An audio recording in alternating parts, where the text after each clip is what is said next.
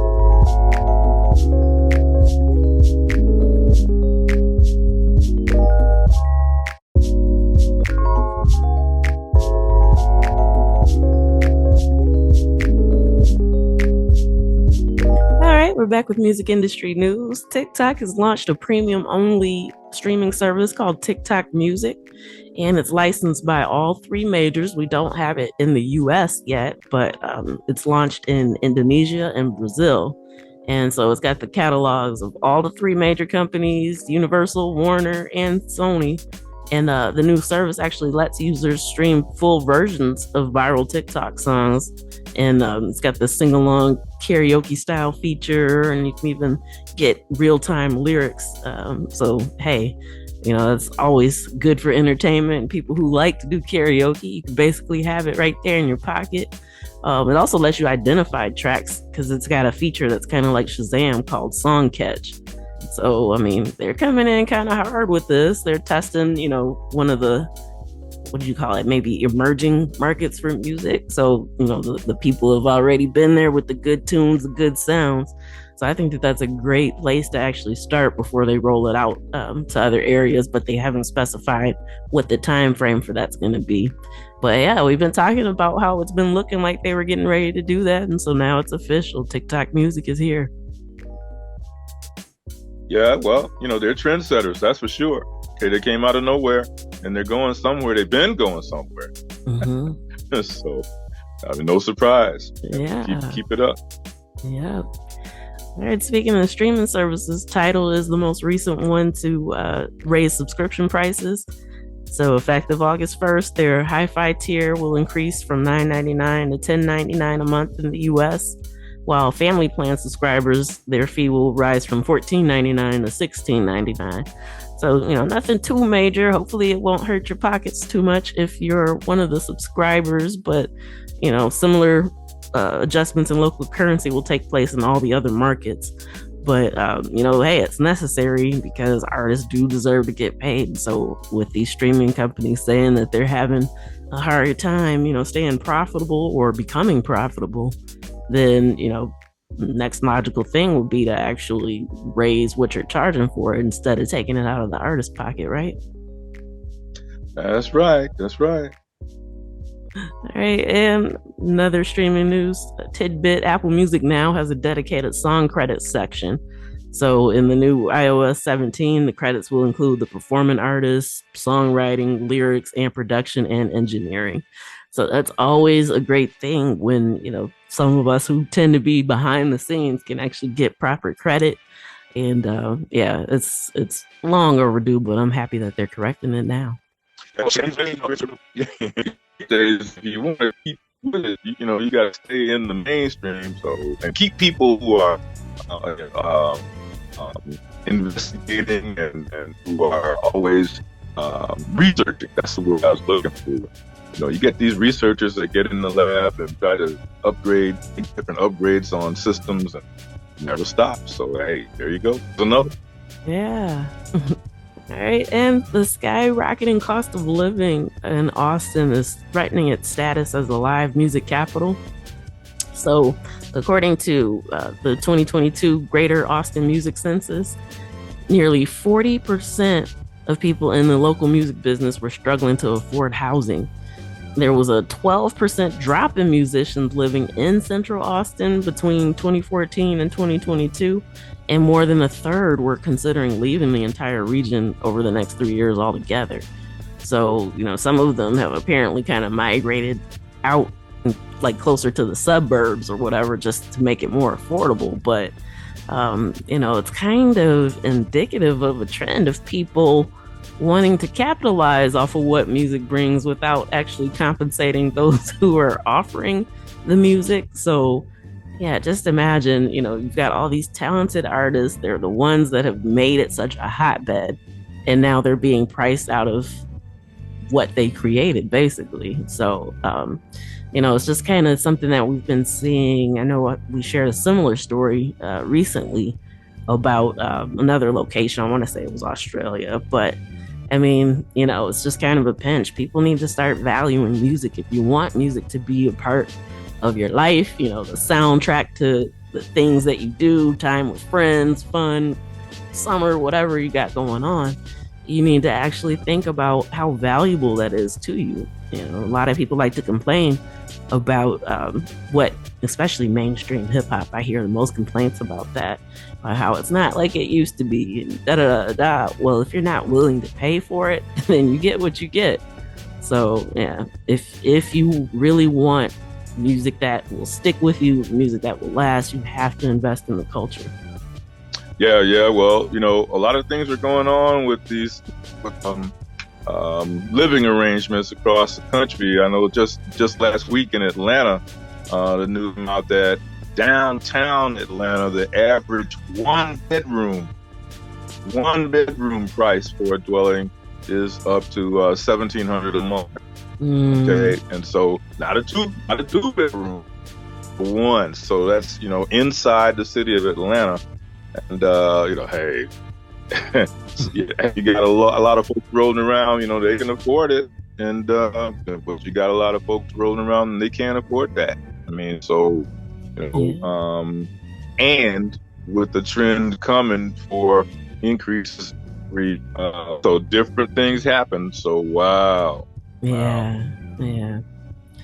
So yeah, and that's another hotbed for music. I mean, Atlanta's got a lot going for it, but yeah, it's another place or area that you don't want artists to get priced out of. That's for sure. All right. Absolutely. Yeah. Harborview Equity Partners acquired 50% of Nelly's catalog and select assets of Wiz Khalifa's catalog.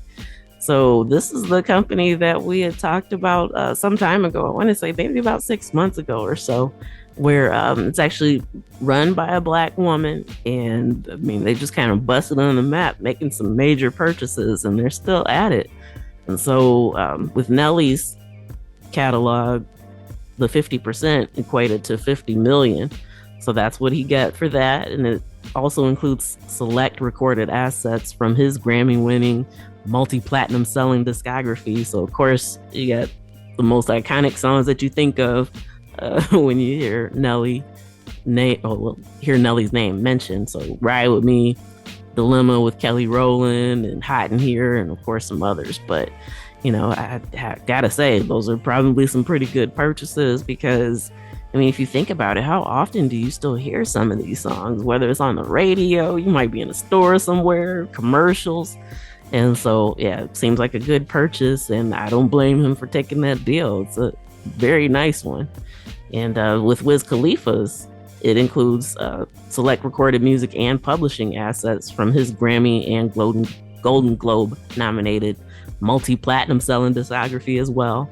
So his include See You Again, Black and Yellow, and The Thrill, and you know, of course, more that span dozens of albums, mixtapes, collabs, and all of that. So, you know, congratulations to both of them for securing the bag. We don't know exactly how much Wiz Khalifa's went for, but yeah, and I'm excited that it went to Harborview primarily because it's Black woman owned. So yeah, good things happening. More music catalog sales. We've got these every week. Have you noticed that? Yeah, so it behooves the young folks that are just starting out in the business. Hey, you got to roll up your sleeves and jump in there and you know, do the investigating to get the knowledge. Surround yourself with people who can protect you, and jump in feet first, because huge opportunities are there. Don't let them pass you by, and yeah, just don't let them pass you by. Yeah. 100%. All right, Queen shows no sign of going quietly into history, because the band's earnings have jumped 4.3% to 50 million last year.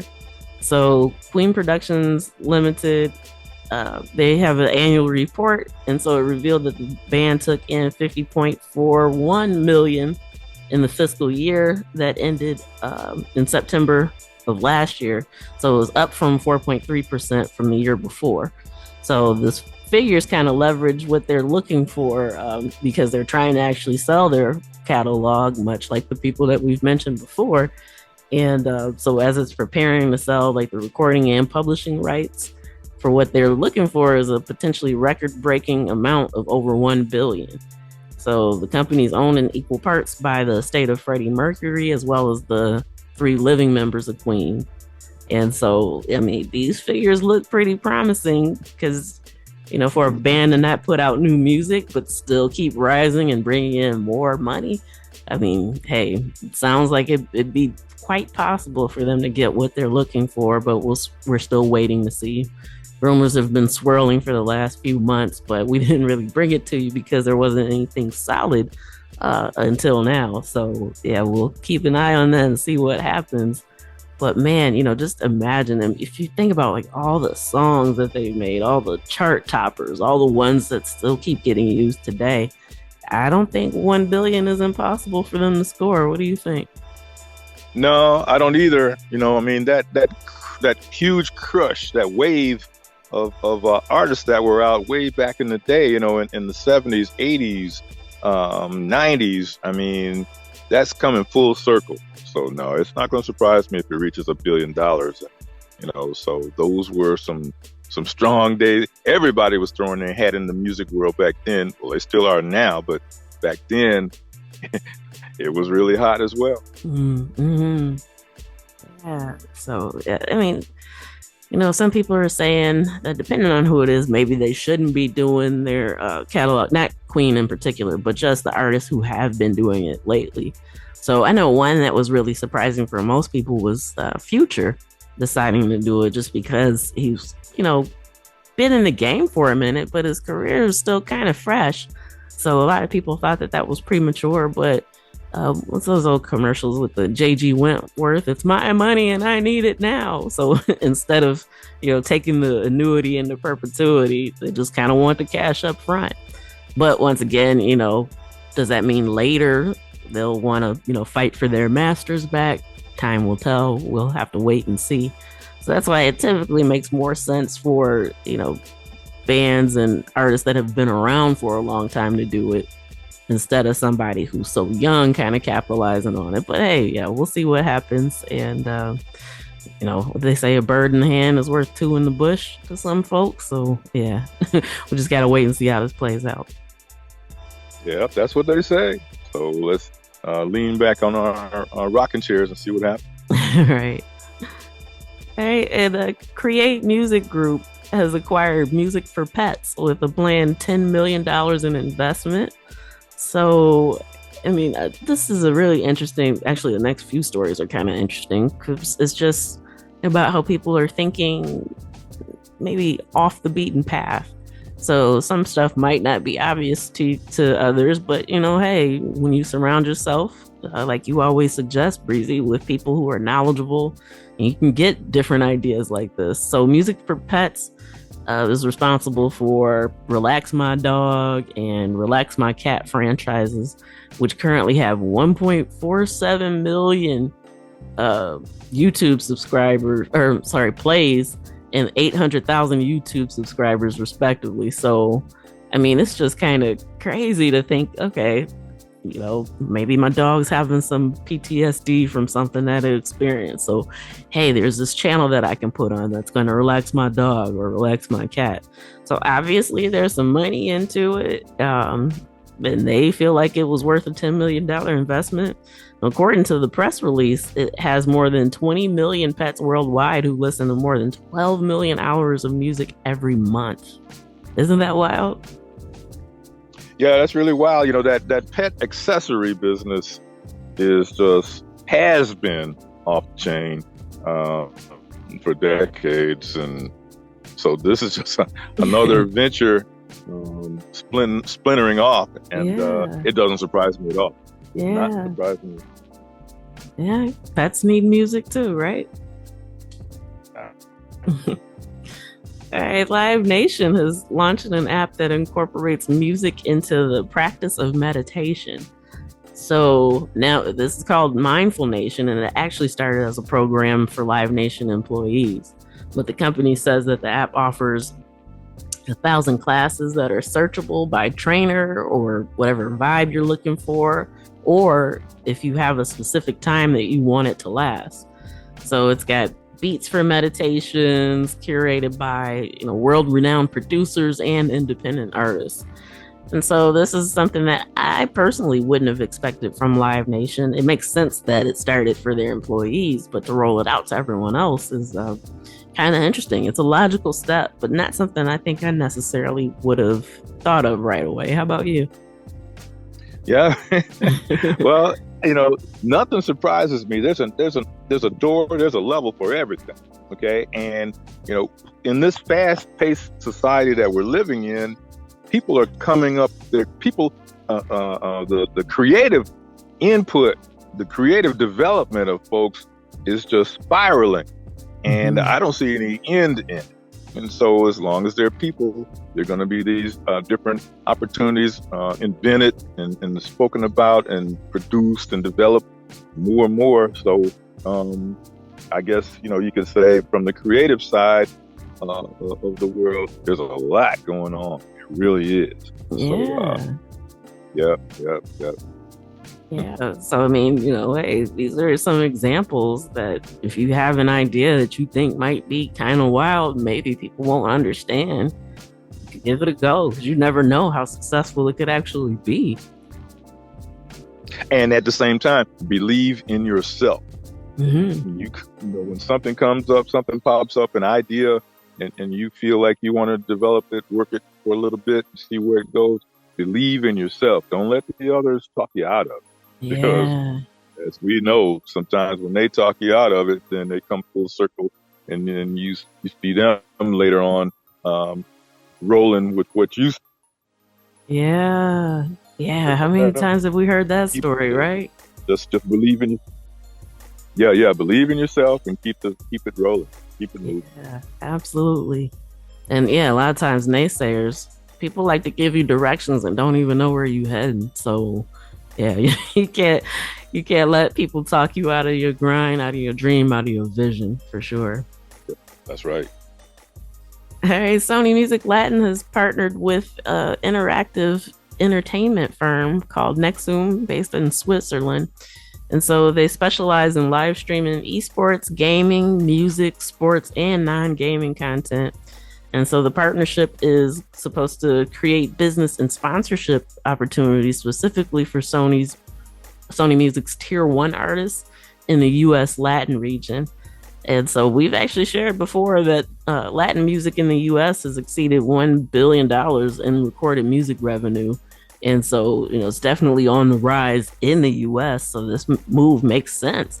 And so with them trying to figure out more ways to create opportunities for these artists, I think it's a great thing. And hopefully it benefits the artists more than the labels. But it's an excellent thing and just another indication, to think outside of the box. Music, gaming, and sports, all this stuff goes together really well. Could you imagine playing video games or going to a sporting event and there was no music at all? That'd be wild, right? But a lot of times people don't. A lot of times people don't really realize it just because it's so. They work together so well. So I'm excited to see what kind of opportunities they can create for these artists, and we'll definitely be keeping you posted as we get more info. Yeah, that's a bet right there. All right. The company Instrumental has invited independent labels to join its AI-powered label builder program. So this thing is guaranteed 20% streaming revenue growth. And so by guaranteeing it, they're saying if they don't grow your streams by at least 20% within 90 days, you can walk away paid in full with what they promised you. So, yeah. We don't really hear those days, those deals anymore. We used to hear them kind of like back in the days, like maybe in the 90s, but yeah. Guarantee, like, hey, we'll either do it for you or we'll pay you out of our pockets. So of course they've only got limited slots because they can't promise everybody that, obviously. But if it's something that you're interested in, maybe you should check it out. They use a commission structure, so it's not like they're not going to get paid. The CEO says that it's pretty much in line with the standard 15 to 25% of revenues that they collect. So, yeah, hey, if you're struggling with streams, that might be a good route to go. It's a lot better than trying to fake it, which a lot of people are doing. Sometimes it's kind of obvious to tell, but other times they do it in more subtle ways. But this is actual growth, because they let you know that it's something that happens over time, which is why they're saying within 90 days. So anything that promises you to boost it quickly, quick, fast, in a hurry with the whole overnight thing, then it's something that you probably shouldn't be spending your money on because they're probably doing things that they should not be doing. And a lot of the streaming services are working at kind of eliminating that. So sometimes they can spot the fake streams, but they're actually working on using AI to help them spot the fakers. And, there could be some penalties associated with that for those who do it and get caught. Well, there's the do it side, and then there's the don't do it side. I mean, so every day, there's a different approach in and partaking of the opportunities or policing the opportunities, and it never stops. So every day is something different, but Yeah. that whole thing keeps rolling. Yeah. Yep. So yeah, if you want to boost your streams, instrumental would be the proper way to do it, and other companies like it. But yeah, don't pay the bot farms. I mean, it doesn't benefit anybody, and you're actually stealing from artists who are getting streamed because of the whole pro rata system. It's all thrown into a pot. So if you're faking the streams, then you're taking from somebody else that's worked, I dare I say, maybe harder than you to actually earn their streams. So yeah, do it the right way. Absolutely. All right, and now this is just kind of interesting. Australia's got this phenomenon going on to where the ARIA charts, which are the Australian Recording Industry Association charts, which obviously Australians in the name, but they rarely have Australian artists that are actually in the charts now. So about a decade ago, they said there would typically be about 10 albums in the top 50 on the ARIA charts every week, but now it's not uncommon for there to be only one or two. And they say this is due to megastars taking over the charts when they drop new music.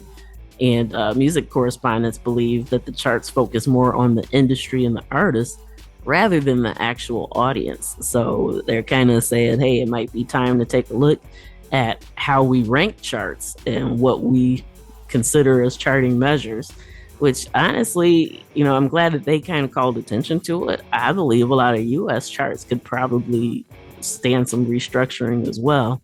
So yeah, it's just kind of something to think of and be aware of, that something that's supposed to document what's happening in their area is actually just kind of ranking on popularity. So yeah, charts are supposed to show you what's popular, but I think that there is something to kind of dig deeper into there. Yeah. I read you. Now I got a little tidbit myself that I want to bring up real quickly and real short. That these opportunities coming up, well, not coming up, but these opportunities that currently exist, where artists are on stage performing, giving their hearts out, just giving their all, singing, or playing various instruments or whatever. I don't know where this thing came out of to, for people to just feel like they can just pick something up and throw it up there on stage and hit the artist.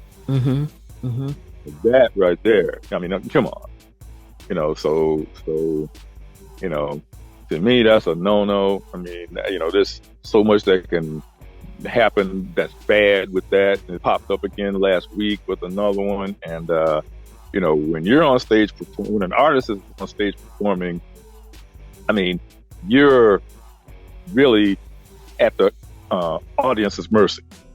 Yeah. As far as projectiles are concerned. And so this thing about throwing stuff at artists who are performing now, that needs to cease. Yeah, absolutely.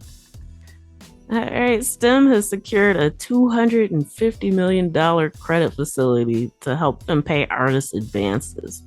So we've actually talked about STEM before in our early days because they've been doing their thing since 2020. But thanks to an investment firm called Victory Park Capital, they now have a much larger pool of money to draw on for advances to artists for new music, and they can borrow against existing albums and songs. So that wasn't something that they were able to offer before with their funding that they had been able to kind of bulk up themselves. But now with this huge influx of cash, they've got more opportunities going. So, hey, if you're an artist that's looking for an opportunity like that, make sure you check out STEM. They got some money to make some stuff happen now. Hey, don't let it pass you by. Right. Okay, we're going to take a quick pause for the cause, and then we'll be back with our special guest after this. Okay.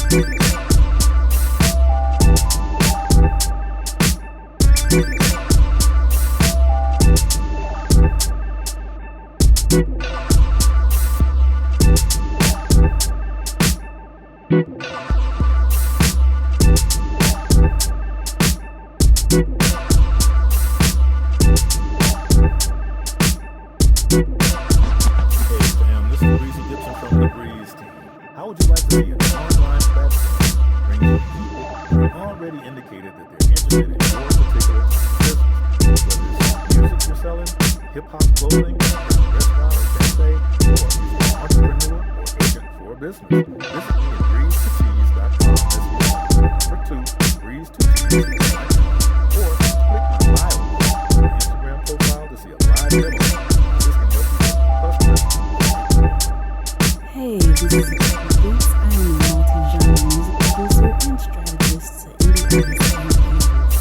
Visit my website, Achickwitbeatz.com, for resources for artists and instrumentals available in various genres for songs, vlogs, podcasts, themes, TV, film, commercials, and more. Once again, that's Achickwitbeatz.com, Achickwitbeatz.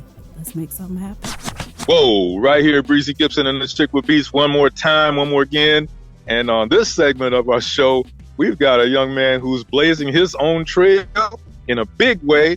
He's not somebody that just came out yesterday. He's got some experience, so he knows what he's doing. He's been around the block, been around the territory and so forth. Without any further ado, joining us right here on the show is the one and only Zooted. Just dropped another one.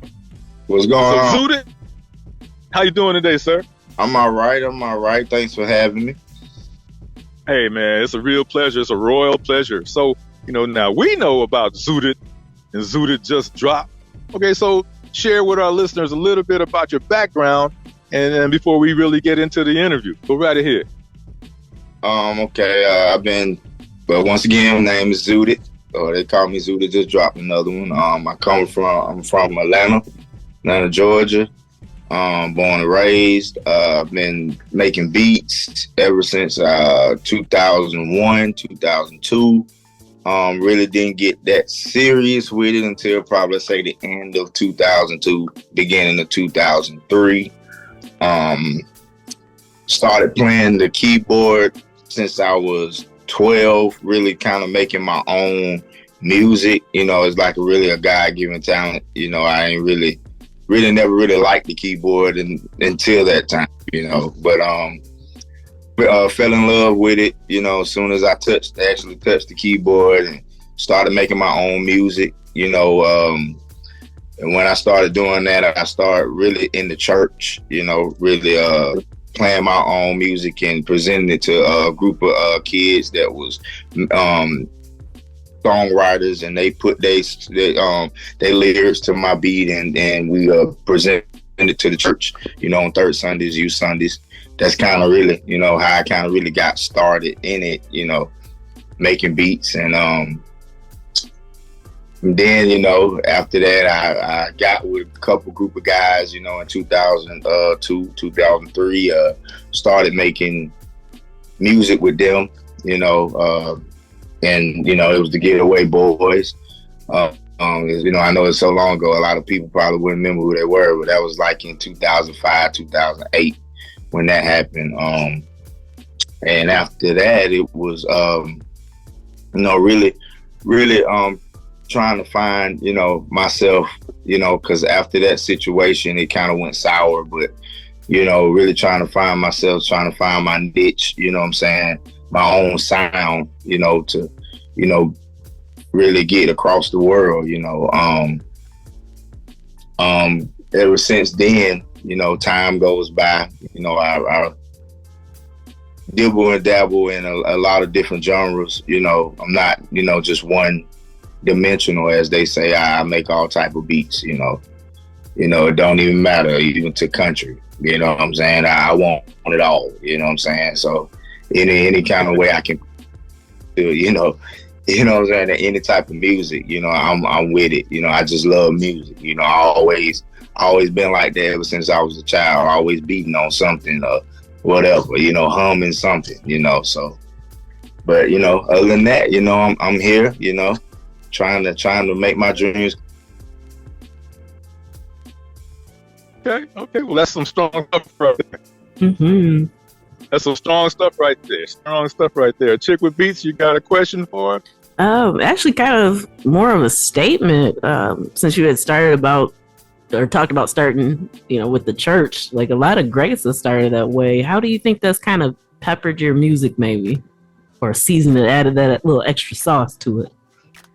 I mean, it helped it because I just knew how to play music. Whatever came, I never really knew how to read music. So I just always I play by ear. So you know what I'm saying? Anything that sounded good, I played it, so but throughout the time in church, I end up, having a music instructor like teaching me actual church music and chords, like really knowing how to play, the keyboard, you know what I'm saying? And to be honest, I'm really grateful for it because he gave me a foundation that, I can, really start with and enhance my music, by actually learning how to, play the keyboard, because before that it was just me whatever sounded good, that's what I did. And now I got more structure, sitting in front of the keyboard now, I know kind of what, patterns and chords, 1 to the 5 to the 2 to the 3, to the 4, back to 1. I kind of know what that means now, because that's really a lot of music today, and even back then, it's real simple. 1 to the 5 to the 1 to the 4 to the 1. It's real simple. If you understand, the keyboard, the piano, how music is really, really made. So yeah, I that's what's up. Learning that. Well, man, look, okay, so now this is very interesting the way you started out and how you're progressing. That story that you shared, coming up and so now, as I mentioned in your introduction, now you are somebody that's, as of today, you're experienced. Okay, so that's a real, can you share with our listeners how important it is for artists to gain experience? Maybe they come out the block, out the door, thinking that they know everything, or that they're it, okay, and don't have any experience behind their belt. Okay, so what does having experience mean to you, so that now we're in this era, you can kind of pull back from those experiences and help further develop yourself? What's experience mean? Oh yeah, I mean it means a lot, especially in this game. If you have, the more experience that you have, the better. Because it's things that, if you have experience, you can, when making tracks, it's easier, and it can be a lot faster, where you producing something, because these days artists, they be wanting you to make a beat in 5 minutes, and then go on to the next, like you got to be kind of quick with it, But if you know what you're doing, and what you use, that you make beats on, the draw that you make beats on, and you real familiar with it and you understand it, you can get a lot of things accomplished, in making beats, Then somebody who don't really know, they gotta ask, or you got how you do this or how you do that, and it kind of takes longer, but everybody has to go through that. Everybody at some point had to go through, how do you do this, how do you do that, you know what I'm saying? So but once you learn and understand understand what you're doing, when you're sitting down making beats, it can be a whole lot easier and quicker, to get things done. And also it makes the artist happy, that you get, like for real, it does, and they'll come back, like, ooh, he made this so fast, ooh, and it's nice, I like, I can really do work with him, you know what I'm saying, and everything. So yeah, I appreciate the experience, because I mean, a lot of things that I did, I had to kind of learn from myself, Now every now and then somebody might, teach me or show me, because even with me, if I learn something and I know something and somebody asks me, I'm not finna withhold it, because it ain't mine, it ain't like I made it or anything. So I have no problem, giving my giving my experience and giving my knowledge to somebody else, so it works out. Well, I've already got another question, but Achickwitbeatz, you got something to throw in? Well, I think it's really good what you said. Like, it's not yours. You got the knowledge. You don't mind sharing it. There's so many people that are kind of tight-lipped with it, these days. So, that's a really good thing. It's refreshing to hear. Yeah, for sure. Because I know how it is when trying to get something. So they be like, all right, I'll do it. I got you. And they never end up doing it. Right. Kind of blow you off, whatever. So I kind of understand. I know, because it can get frustrating, So the things that I know I have learned, and somebody tell me about, somebody asks and I know it, I'm gonna let them know, I'm gonna give them the information. Because when I couldn't get it, I know how it feels. You know what I'm saying? So good stuff. Okay, so if somebody connects with you, saying, well, hey, I'm a bit onto the countryside. You mentioned earlier that hey, you're multi-genre oriented, so you think you can just drop down in the bag and talk to them and listen to them and see what's up and come up with what you can whip up for them as well? Yeah, of course. I'm always trying to enhance my abilities in different genres. I can't, because I know me, after a while, if I'm doing one genre, it's like, okay, this is getting boring. I need to do something different. You know what I'm saying? Hear a different sound, or hear something that a different beat, or what I'm saying, anything. And like I said, I have no problem working with anybody. You know what I'm saying? That the Disney, Nickelodeon, don't matter. Anything. It's just because I just love music. Music. And from that regard, it doesn't really hurt the fact that Nashville, Tennessee is not that far away from Atlanta, and there's a lot of stuff going on with a lot of different genres, huh? Right. Exactly. Yeah. Oh. So, okay, you got hip hop, R&B, country. What are some other ones specifically that you've ventured into that you really enjoy? So aside from being able to do it, whenever you break into it, what are you like? Ooh, I'm feeling this. To be honest with you, when I started making music, it was R&B tracks. It wasn't, trap or anything else. It took my friend to be, he had to tell me, he was like, all right, you know how to make R&B tracks, make something else. So, but I'm I like R&B, of course, trap, pop, what I'm saying? I dibble dabble with the country, even, gospel, because that's, kind of where I started, making music. Jazz, like really anything, anything that gets me moving, what I'm saying? Okay. I'm real open-minded, because if it sounds, that's how I look at it. Okay. So now educate our listeners a little bit about, now just where did your stage name come from? Zooted Just Dropped? Zooted Just Dropped another one. Educate us about that.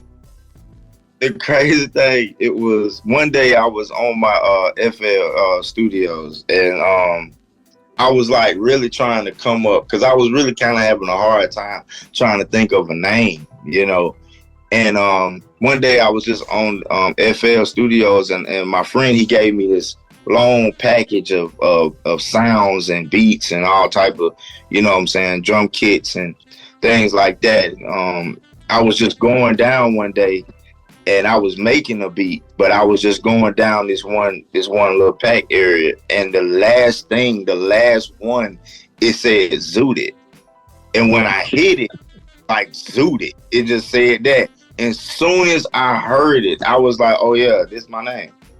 This is it, right?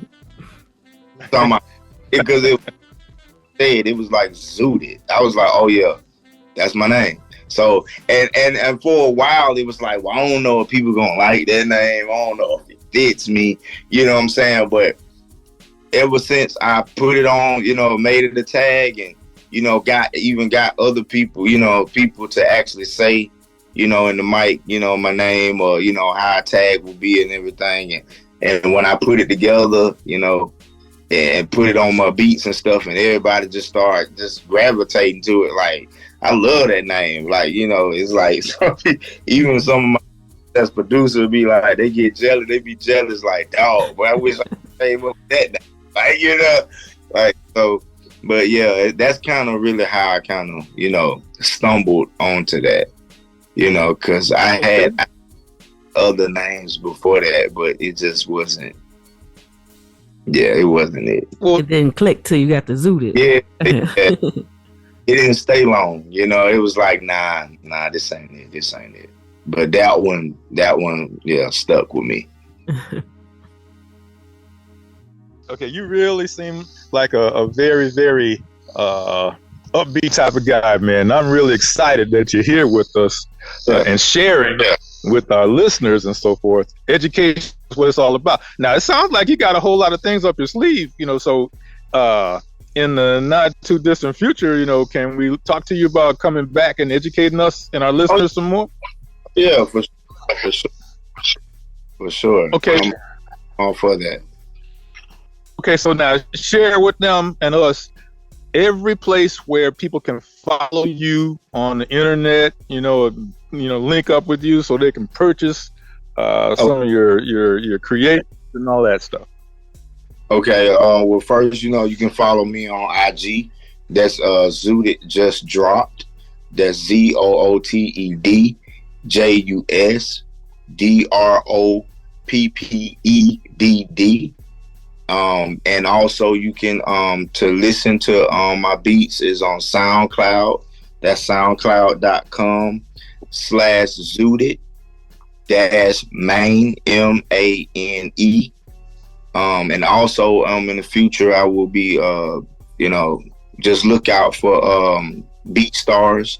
That's coming as well. I haven't really got that one fully up and running yet, but for everybody to know that's BeatStars is definitely on the way, for that, and those other places where you can really reach me at, and and sound where you can hear my beats. Okay. Well, the Chick with Beats, you got some closing out comments that you'd like to make? Well, yeah, just a question about what advice you have to offer. So, we have a lot of artists that tune in. And so for anybody that's thinking about getting into production, what's one of the main things you've learned since you've been doing this over the years that you wish you would have known when you first started? So for somebody listening, what advice do you have to offer them? Well, for being a producer, get a laptop. I'm telling you, that's the first thing you need to do is get a laptop. I wish somebody told me that a long time ago, because I was making beats on a desktop, and people would be like, "Oh, where your laptop? Where your laptop?" I ain't had no laptop. I had to play my beats off of the phone or a CD at the time. You know what I'm saying? But the very first thing is get a laptop. You know what I'm saying? Now, when it comes to what you making beats on, that's pretty much kind of your preference. You FL Studio, Logic, Regions, whatever. That's kind of your preference. But definitely, and second thing is to make sure you get your copyrights, your business side together before you start distributing. I'm saying, giving beats, stuff like that, because that's something I didn't when I first started. And to think about that as well. Make sure you get your copyright. Your EMI. Other things. They got different other more platforms out.